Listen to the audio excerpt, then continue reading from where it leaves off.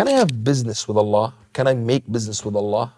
I think most of us are doing business with Allah, but the wrong type of business. All right. Right? Where you find that most people, they want deen to improve their dunya.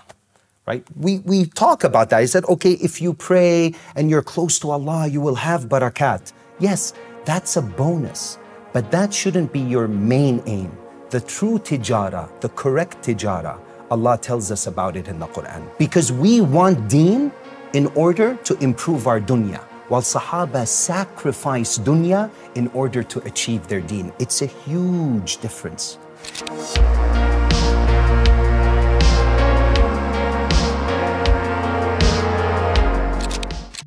Assalamualaikum dan selamat kembali ke Domir TV.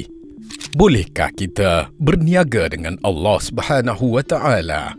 Sebenarnya ramai manusia berniaga dengan Allah, tetapi jenis perniagaannya yang salah. Kebanyakan orang inginkan agama untuk memperbaiki dunia mereka. Ramai yang solat dan mendekatkan diri dengan Allah hanya demi barakat. Sedangkan barakat itu bonus, tetapi tidak sepatutnya menjadi matlamat utama. Tijarah atau jual beli yang benar dengan Allah terdapat di dalam Al-Quran. Kini, manusia mahukan agama untuk memperbaiki kehidupan dunia. Demi kekayaan, demi kesenangan, manakala sahabat mengorbankan dunia untuk mencapai din mereka. Ia adalah satu perbezaan yang sangat besar. Allah Subhanahu wa Ta'ala berfirman tentang jenis tijarah yang betul.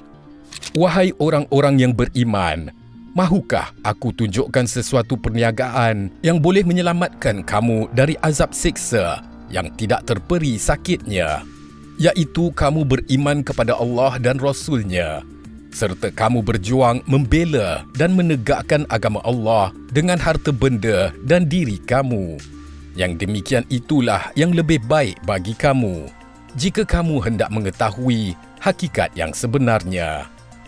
Dengan itu, Allah akan mengampunkan dosa-dosa kamu dan memasukkan kamu ke dalam taman-taman yang mengalir di bawahnya beberapa sungai, serta ditempatkan kamu di tempat-tempat tinggal yang baik dalam syurga Adnin.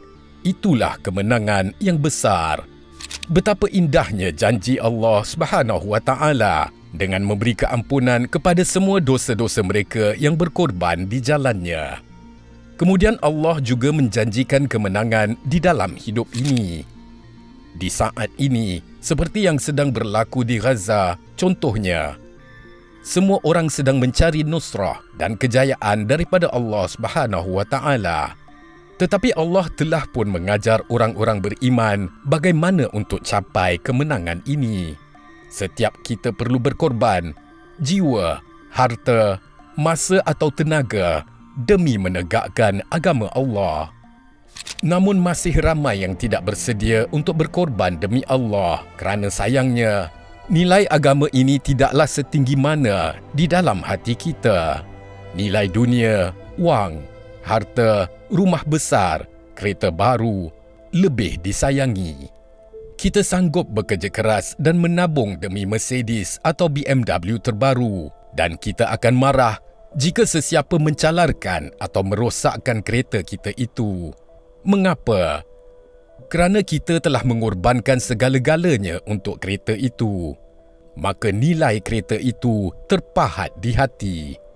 Tetapi cuba bandingkan apa yang telah kita korbankan untuk agama Islam. Sangat sedikit jika dibandingkan dengan pengorbanan para sahabah untuk agama ini. Itu bezanya kita dengan mereka. Itulah perubahan di dalam hati dan minda yang sepatutnya berlaku.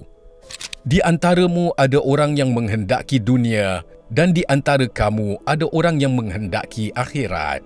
Maka berusahalah kita untuk menjadi dari kalangan orang-orang akhirat. Ibnu Athaillah berkata, terdapat dua jenis orang. Seseorang yang bangun pada waktu pagi dan dia berkata, apa yang akan aku lakukan hari ini? Kerana dia memikirkan dirinya sendiri. Yang kedua akan bangun pagi dan bertanya, apa yang Allah akan lakukan denganku hari ini? Itulah bezanya antara orang dunia dan orang akhirat.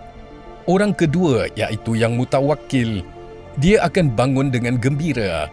Dia akan berjaya sepanjang hari sehinggalah dia tidur. Tetapi yang mengejar dunia, dia akan bangun dan menghadapi masalah dan kemungkinan akan mengalami hari yang paling teruk dalam hidupnya. Kerana Allah jualah yang berkuasa atas segala-galanya. Jadi berurusanlah dengan Allah dan jangan risau dengan mulut manusia lain. Kerana jika mengejar kesenangan di mata orang, nescaya akan terperangkap dengan urusan dunia. Kesenangan orang lain adalah sesuatu yang tidak boleh dicapai. Namun keridaan Allah adalah sesuatu yang tidak boleh ditinggalkan. Justru utamakan Allah Subhanahu wa taala sentiasa di dunia ini.